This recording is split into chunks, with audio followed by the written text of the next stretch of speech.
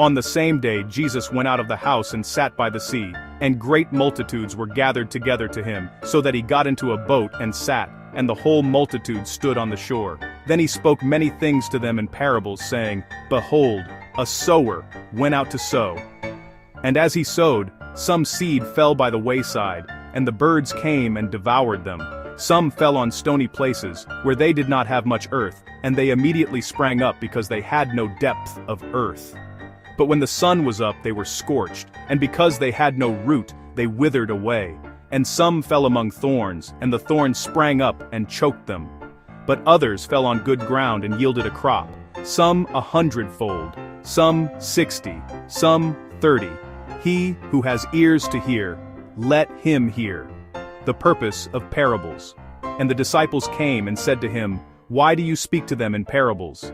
He answered and said to them, Because it has been given to you to know the mysteries of the kingdom of heaven, but to them it has not been given.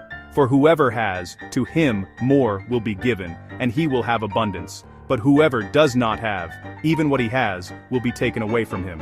Therefore I speak to them in parables, because seeing they do not see, and hearing they do not hear, nor do they understand. And in them the prophecy of Isaiah is fulfilled, which says, Hearing you will hear and shall not understand, and seeing you will see and not perceive. For the hearts of this people have grown dull.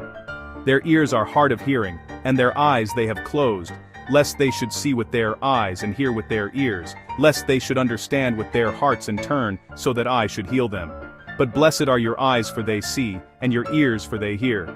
For assuredly I say to you, that many prophets and righteous men desired to see what you see, and did not see it, and to hear what you hear, and did not hear it. The parable of the sower explained.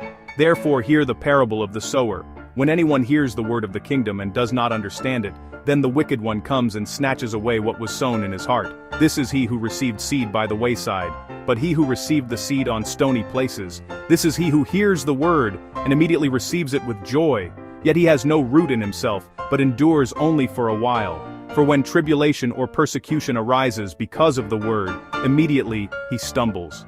Now he who received the seed among the thorns is he who hears the word, and the cares of this world and the deceitfulness of riches choke the word, and he becomes unfruitful. But he who received the seed on the good ground is he who hears the word and understands it, who indeed bears fruit and produces, some 100-fold, some 60, some 30. The parable of the wheat and the tares. Another parable he put forth to them, saying, The kingdom of heaven is like a man who sowed good seed in his field.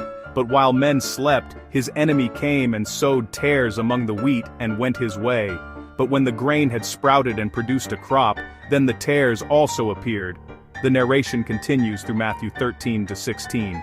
Mustard seed, leaven, tares explained, hidden treasure, pearl of great price, dragnet, Nazareth rejection, John the Baptist beheaded, feedings of 5,000 and 4,000, Jesus walking on the sea, healings, Pharisees' challenge, leaven of Pharisees and Sadducees, Peter's confession, Jesus predicting his death, and the call to take up the cross.